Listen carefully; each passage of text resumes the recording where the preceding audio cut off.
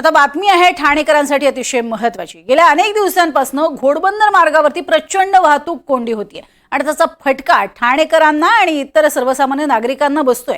घोडबंदर वासियांना अनेक अडचणींचा सामना सुद्धा करावा लागतोय आणि अशात आता घोडबंदर वासियांनी कंटाळून घोडबंदर मार्गावरील नागला बंदर इथे रास्ता रोको केला।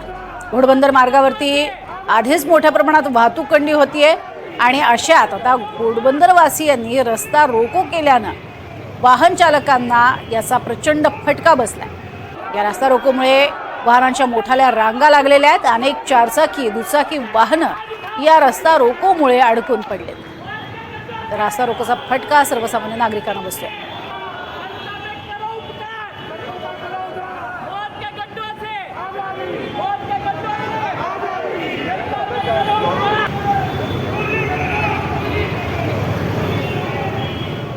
सततची वाहतूक कोंडी आणि त्याचबरोबरीनं संपूर्ण भागामध्ये पावसामुळे पडलेले खड्डे यामुळे मोठा फटका हा स्थानिकांना बसतोय आणि स्थानिकांना अगदी जवळचं अंतर कापणं सुद्धा अतिशय अवघडून बसलंय। कारण सततची वाहतूक कोंडी आणि त्यामुळे 10 मिनिटांचा रस्ता जरी असला तरी त्यासाठी अर्धा तास द्यावा लागतो आणि त्यामुळेच नागरिक वैतागले। अधिक माहिती घेऊयात रिजवान शेख यांच्याकडनं। रिजवान, काय अधिक माहिती? खरं तर उपमुख्यमंत्र्यांनी काही महत्त्वाचे आदेश दिलेले आहेत, मात्र तरीही सध्या परिस्थिती जैसे थे दिसतीये। नक्कीच आपण जर पाहिलं तर घोडबंदरावरती मोठ्या प्रमाणात आहे विकासाला गती आलेली आहे, परंतु ज्या पद्धतीने जे रोड आहे ते कुठेतरी चांगल्या पद्धतीने महानगरपालिकेच्या वतीने बनवण्यात येत नाहीये। अनेक वेळा कोट्यावधी रुपये जे आहेत ते महानगरपालिकेच्या माध्यमातून या घोडबंदराच्या विकासासाठी देणे, परंतु अनेक वेळा महागडे घर घेतल्यानंतर सुद्धा देखील त्यांना चांगल्या पद्धतीने रस्ते किंवा आणि ज्यावेळी ते घरातून निघतात त्यावेळी त्यांना 1 ते 1.5 तास घोडबंदरवरून ठाण्याच्या दिशेने येण्यासाठी त्यांना त्या ठिकाणी लागतो।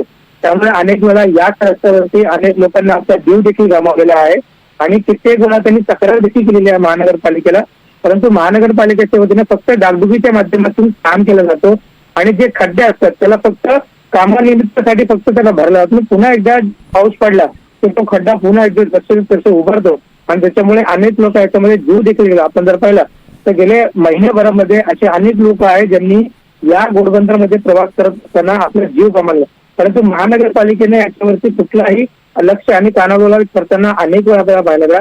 अनेक वेळा या घोडबंदरवासियांनी महानगरपालिकेची भेट देखील घेतलेली आहे, परंतु अधिकारी फक्त आश्वासन देतात आणि आश्वासन फक्त देताना कुठलंही काम ते करत नाही। त्यामुळे अनेक वेळा या लोकांना रस्त्यावरून आंदोलन देखील करतात। पण आपण जर पाहिलं तर घोडबंदरावरती 3 वेगवेगळे जे आहेत ते ग्रुप आहे आणि ते ग्रुप दररोज जे आहे ते म्हणजे आंदोलन करतात आणि लोकांना चांगल्या म्हणजे विशेष म्हणजे आपण जर पाहिलं तर माझवाडा मानपाडा हा प्रसाद सरनाईक यांचा मतदारसंघ आहे आणि ते देखील या ठिकाणी, त्यामुळे अशा पद्धतीने हा रस्ता पूर्णपणे सुरळीत पद्धतीने बनवणार। सध्या रस्त्यासंदर्भातला प्रश्न हा गंभीर आहे आणि त्यावरती आता या मंत्रिगणांनीही लक्ष द्यावं अशी मागणी इथल्या स्थानिकांची। धन्यवाद या संपूर्ण माहितीसाठी।